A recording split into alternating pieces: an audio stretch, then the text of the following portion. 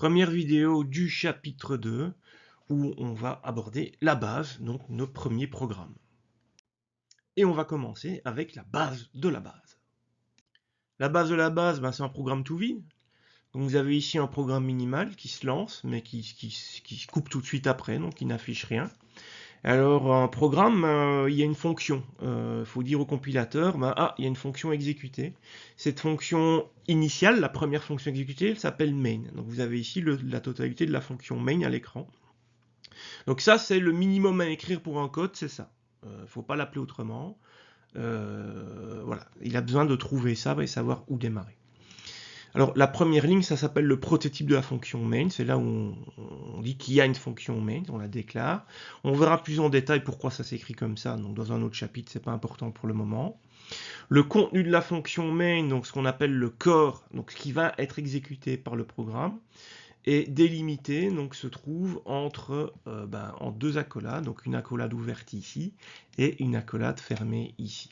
Et donc les lignes de code qui seront exécutées sont là, seront exécutées dans l'ordre, donc d'abord ici ligne 3 puis ligne 4, la ligne 3 est vide, donc il ne fera rien du tout, il passera ensuite à la ligne 4, et quand il rencontre la ligne 4, il voit l'instruction return, alors c'est une instruction, donc elle se termine par un point virgule, et l'instruction return dit, là je me casse, j'ai fini ma fonction. Et en se coupant, la fonction, comme c'est une fonction qui doit recevoir, doit renvoyer un nombre entier, c'est ce que ça signifie le int devant, il faut renvoyer une valeur entière, donc c'est pour ça qu'on ajoute le 0 ici pour dire la fonction main en se fermant renvoie la valeur 0. Alors à quoi ça sert, vous allez voir juste après. Donc une fois qu'on compile ça, donc là j'ai compilé en mode debug, il se passe rien, le programme il s'est fermé tout de suite, et vous voyez que il y a code 0 qui est écrit ici, c'est le fameux 0 qu'on a mis dans le code return. Donc une fonction main, quand elle se coupe, elle renvoie une valeur entière au système d'exploitation. Dans ce cas-ci, c'est la valeur 0. Un système d'exploitation qui reçoit la valeur 0 quand un programme se ferme, ça veut dire ok, tu t'es fermé pépère, pas eu de souci. S'il reçoit par exemple un code, je sais pas, 1000 quelque chose, ça veut dire que c'est pas 0, donc il y a eu une couille et voilà. Et donc il peut loguer que le programme a merdé. Donc c'est à ça que ça sert, ce fameux 0. Alors pour afficher des trucs à l'écran, il y a la fonction d'affichage cout. Et dans l'exemple ici, donc, on va afficher la chaîne de caractères. Donc chaîne de caractères, c'est le terme qu'on utilise pour désigner du texte. Mais le terme technique, c'est chaîne de caractères. Donc on va afficher la chaîne de caractères du blabla. Une chaîne de caractères est délimitée par des apostrophes. Donc on apostrophe le texte que vous voulez, apostrophe pour fermer le texte que vous voulez. Et on n'oublie pas que c'est une instruction et donc il y a un point virgule à la fin de l'instruction. Donc une fois qu'on a fini notre instruction, il faut la clôturer par le point virgule, comme l'instruction return dans l'exemple précédent. Et donc ça va afficher du blabla à l'écran. Si on veut ensuite passer à la ligne, parce que ça va afficher du blabla à l'écran, mais si on veut afficher du texte encore après, ça va coller, le texte sera collé au dernier A du blabla. Donc si on veut par exemple passer à la ligne, que le prochain affichage se fasse en dessous du blabla, on peut ajouter ensuite le passage de fin de ligne avec le chevron ENDL pour end line.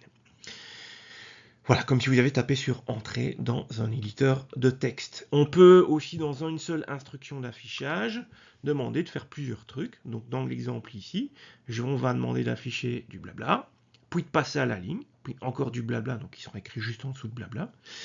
On va également afficher le contenu des variables x, la chaîne de caractères espace, et la variable y, et puis on passe à la ligne. Donc c'est assez facile, si vous avez une variable entière, par exemple x qui contient 42, voilà, vous notez le nom de la variable x ici, et il affichera la valeur contenue dans x, donc par exemple 42 et 17 dans y. Donc ces opérateurs chevron permettent de faire ce qu'on appelle une concaténation, donc de coller différentes chaînes de caractères ensemble, plus des passages à la ligne. Et on n'oublie pas de clôturer tout ça avec notre instruction, avec notre point virgule. Faisons maintenant le petit programme qui affiche bonjour à l'écran. Vous avez ici le code. Donc c'est la fonction main, et en première ligne de code, donc après l'accolade ouvrante, on a bien ici un cout, on va afficher la chaîne de caractères bonjour, on passe à la ligne et on n'oublie pas le point virgule. Alors si vous essayez de compiler ça, ça ne compilera pas. Les plus observateurs ont vu qu'il y a deux mots soulignés en rouge. Il ne compilera pas, effectivement il y a une erreur, il ne connaît pas cout ou coup, il ne sait pas ce que c'est. Pourtant, il n'y a pas d'erreur, c'est juste que l'affichage, le cout, c'est le fonctionnement set stocké dans une bibliothèque externe qu'il faut ajouter. Donc, on doit ajouter la bibliothèque IOStream, donc en tout début de fichier. C'est ici on ajoute là où les bibliothèques nécessaires ont la bonne compréhension du programme par le compilateur. Et ici, on ajoute cette ligne-là pour dire j'inclus la bibliothèque IOStream. Et ça va lui permettre de comprendre le cout. Par contre, c'est qu'une première étape, car si vous voyez bien, l'identificateur cout et le endline aussi par extension, ils sont tous les deux toujours inconnus, parce qu'il y a une seconde étape aussi, il faut lui renseigner l'information que ces informations-là de c'est quoi cout et c'est endline, ça se trouve dans un espace de nom, l'espace de nom std. Donc en plus de fournir la bibliothèque, on doit lui renseigner ça. Alors il y a deux façons de faire. Soit vous n'êtes pas fainéant et devant les mots comme ça qui sont dans l'espace de nom std, vous faites précéder l'instruction cout par std 2.2. Et là, vous voyez, c'est plus souligné en rouge, on est bon. Et pareil pour endline. Soit, parce qu'imaginez que vous avez plein de cout et plein d'endline, vous allez devoir faire ça plein de fois, ça va vous saouler. Donc il y a une autre possibilité, vous avez l'option pour les fainéants, c'est de se dire en début de fichier avant mes fonctions, mais après les inclusions des bibliothèques, j'ajoute la ligne using namespace std pour dire, et point virgule, faut pas oublier, pour dire écoute, il y a un mot que tu connais pas, au lieu de me le souligner en rouge comme un gros gogol, tu vas d'abord aller chercher dans l'espace de nom std, voir s'il s'y trouve. Et s'il s'y trouve, c'est ça que tu dois utiliser. Donc ça sert à dire ça. Donc vous voyez ici du coup, devant les cout et les endline, j'ai plus du main std, c'est bon, ça compile. Alors vous vous doutez bien que la version la plus facile, c'est celle-là. La version techniquement qui est préférable, c'est plutôt de faire comme ici, la première de mettre std 2.2 devant. Alors pourquoi? Imaginons que vous voulez créer une variable qui s'appelle cout, donc cout. Là, vous pouvez le faire tout en gardant l'instruction cout qui est fonctionnelle, parce que là, vous dites, ah ouais, mais c'est pas cout, c'est cout, parce que là, tu dois aller chercher dans std, tandis que la variable cout, là, il n'y a pas de std devant, donc il sait faire la distinction entre les deux. Donc la première version permet d'avoir des choses qui ont le même nom, mais stockées à des endroits différents, tandis que la version de droite, là, vous ne pourrez pas créer une variable qui s'appelle cout, ou endl, ça sera interdit. Mais bon, là, on joue sur les détails. Vous faites ce que vous voulez, vous êtes grand. Justement, en parlant de variable, faisons-le, créons une variable. Donc en ligne 7, nous créons ici, donc le programme démarre en ligne 7, et nous créons une variable qu'on appelle x. Le nom de la variable, ça s'appelle également un identificateur. Donc une variable, c'est une case mémoire qui sera là pour stocker une valeur. Et comme vous savez, en informatique, tout est binaire. Donc on doit dire au compilateur, la valeur binaire qu'il y a là, quand tu devras la manipuler en décodant le binaire comme si c'était un nombre entier, parce que ça pourrait être du texte, ça pourrait être un réel, ça pourrait être autre chose. Et donc là on renseigne que la case mémoire qui s'appelle x stockera un nombre entier, donc int pour integer. Alors c'est pas obligatoire de le faire tout de suite, mais conseillé. Tant qu'à faire, on peut initialiser la variable x, donc int x c'est pour la déclarer, et égal 32 c'est pour l'initialiser, où on va stocker la valeur 42 dans la variable x.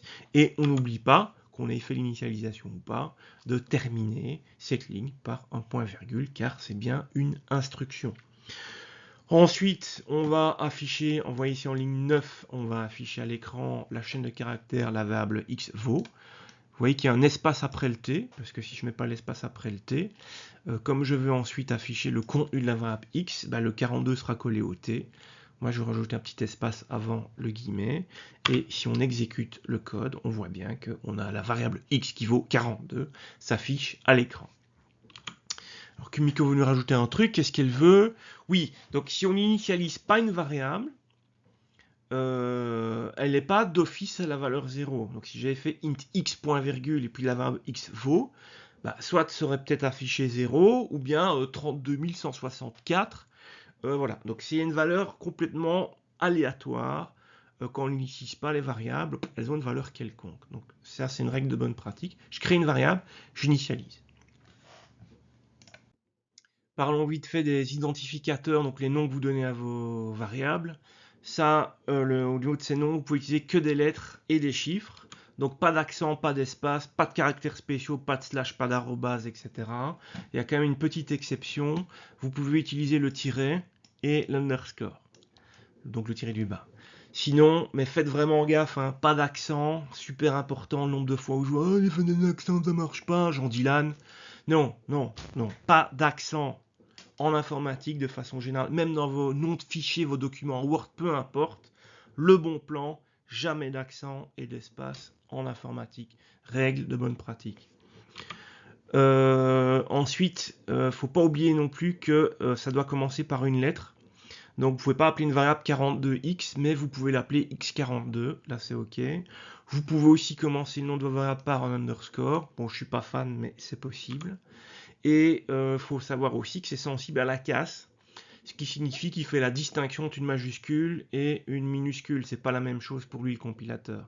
Donc si vous avez une variable que vous appelez A majuscule, vous devrez taper A majuscule partout. A minuscule, ça ne sera pas la même chose que votre variable qui s'appelle A majuscule.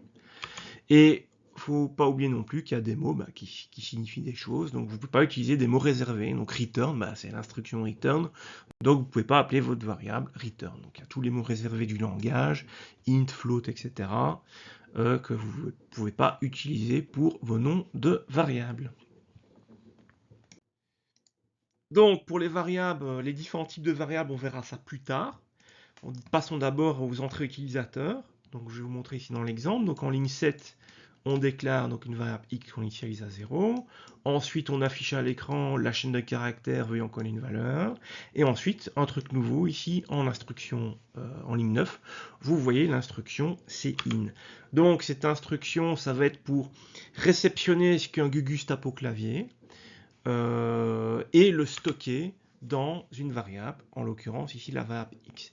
Attention que les chevrons, vous voyez ici, avec un cin, les chevrons sont en sens opposé par rapport au cout. Donc dans le cout, c'est les flèches vont de droite à gauche, et en cin, les flèches vont de gauche à droite. Donc faites gaffe à ça, et on n'oublie pas évidemment le point-virgule en fin d'instruction. Ensuite, je reviens dans mon code, donc en ligne 10, je vais afficher à l'écran la chaîne de caractères, la variable x vaut, et puis on va afficher ce que le mec a tapoté au clavier. Si on exécute ça, on a bien veuillez encoder une valeur, le gars, il a tapé 17 au clavier, et puis il a appuyé sur Enter. C'est quand il appuie sur la touche Enter, sur la touche Entrée, que la ligne 9 s'exécute et va prendre ce qu'il a tapoté et l'injecter dans la variable x. Et on voit bien que la variable x a bien stocké la valeur 17. Alors oui, Kumiko nous rappelle que cin a besoin, tout comme cout, de la même bibliothèque. Ça c'est facile, c'est la même pour les deux. C'est la bibliothèque IOStream. Pour info, IOStream, c'est pour Input Output Stream, donc flux d'entrée-sortie. Input, donc pour entrée utilisateur, donc le cin, c'est ce qu'on appelle une entrée. Et le output pour les sorties, donc le cout, c'est pour une sortie, donc afficher des infos hors du programme, les afficher à l'écran. Et aussi le cin, tout comme le cout et les endlines, ça se trouve dans l'espace de nom std. Alors ici, c'est pas un calque de code, c'est juste pour un calque de définition. Donc la zone qui précède le tout début de votre fichier principal, donc la zone ici, donc avant votre première fonction, ça s'appelle les directives de compilation. Donc ce sont des instructions qu'on donne au compilateur. Et dans ces instructions, qu'est-ce qu'on donne? Par exemple, les bibliothèques à inclure. Qu'est-ce qu'on peut donner d'autre? Dire s'il y a d'autres fichiers à aller chercher à droite à gauche, car il y a des programmes qui nécessitent plusieurs millions de lignes de code. Bon, on ne parle pas d'un petit programme comme ici, hein, mais Voilà, il y a des logiciels où il y a des millions de lignes de code. Vous doutez bien que c'est pas un seul fichier avec 1 million de lignes l'un et la suite de l'autre. C'est plein de fichiers de code différents qui s'incluent les uns les autres, et donc des fichiers qu'on a besoin, des fichiers externes, c'est là aussi qu'on les définit. Des macros, bon bah ça, on verra plus tard ou pas, sont des informations qu'on donne au compilateur pour comprendre la suite. Et comme on a vu là en ligne 3, l'utilisation ou pas d'espace de nom pour comprendre la suite du document. Donc toutes ces informations-là doivent être mises en tout début de fichier afin d'informer le compilateur de ce qu'il a besoin de savoir pour comprendre la suite de votre code. Donc on évite de mettre des trucs inutiles dans cette portion. Alors ici, c'est un petit calque sur un genre d'erreur que j'ai déjà vu. Donc par exemple, vous avez le code ici, donc il y a un petit cout qui affiche des trucs, on voit qu'il y a un cin et puis ensuite un cout. Et le gars essaie de compiler, Jean Dylan, et ça marche pas, qu'est-ce qui se passe? Donc si on va souligner avec son petit curseur, on va sur le X, il voit que X n'est pas défini. Bah oui, il essaie d'injecter des trucs, ce que le mec tape au clavier avec un cin, enter, de stocker ça dans la variable X, sauf qu'il a oublié qu'il fallait d'abord créer cette variable X. Alors, je dis ça à Jean Dylan, ok, ça va. Il crée la variable X, et voilà ce qu'il fait. Donc, deuxième version, vous voyez qu'en ligne 9, il a rajouté int X, et là, ouais, c'est pas ça, c'est toujours souligné en rouge. Dylan, il a oublié que, Jean Dylan, il a oublié que le compilateur, il lit le code ligne par ligne de façon séquentielle. Donc, en ligne 8, il ne peut pas savoir que X a été créé en ligne 9, car il n'a pas encore lu la ligne 9. Donc faites gaffe aux ordres, l'ordre de déclaration de vos différentes lignes. Donc il fallait créer X avant de l'utiliser. Donc vous avez ici la version correcte à droite de l'écran. Alors dans un code source, vous pouvez écrire des choses qui ne seront pas lues par le compilateur, donc des commentaires. L'objectif généralement, c'est de documenter votre code, de donner des informations qui vont faciliter la compréhension du code. Alors il y a deux façons de faire. La première façon de faire, on la voit ici, c'est d'utiliser //. Donc on voit en tout début de ligne 7, ici, il y a un double slash, et donc quand le compilateur voit un double slash, il sait que ce qui suit sur toute la ligne, il s'en fout, il doit pas le lire. Par contre, pour vous, ça peut vous donner des informations. Donc ça permet principalement de faciliter la compréhension du code, mais ça peut aussi des fois vous aider. Il y a votre programme, il y a des erreurs, etc. Vous ne comprenez pas. Vous voulez désactiver une ligne de code pour voir si c'est celle-là qui fout de la merde. Vous pouvez mettre un double slash. Enfin, ça ne dépasse sur n'importe quelle ligne, mais des fois ça peut être un bel outil pour faire du débogage. Si vous voulez faire un commentaire sur plusieurs lignes, vous pouvez faire précéder chaque ligne par un double slash, ou bien utiliser une autre façon, comme ici, avec étoile slash étoile. Donc on commence ici en ligne 7, vous voyez un commentaire. Le compilateur il voit slash étoile, donc il sait, oh, un commentaire arrive, ok, j'analyse plus rien. Et donc il avance sans décortiquer ce que vous tapez. Et puis dès qu'il rencontre étoile slash, il sait que le commentaire est terminé. Et donc même remarque que pour le calque précédent, c'est pour mettre des informations dans votre code ou utiliser à des fins de débogage. Donc voilà.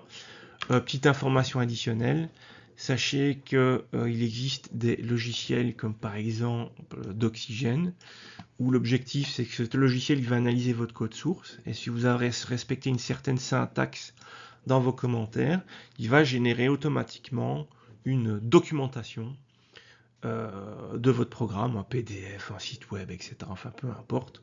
Ou quand on travaille à plusieurs sur des codes, ou bien quand on travaille longtemps sur un même code, on ne sait plus ce qu'on avait fait il y a 6 mois, ça peut être très très utile de documenter. D'ailleurs, en entreprise, c'est quasi systématiquement obligatoire de documenter son code. Donc les commentaires servent aussi à ça. Et ça termine notre vidéo.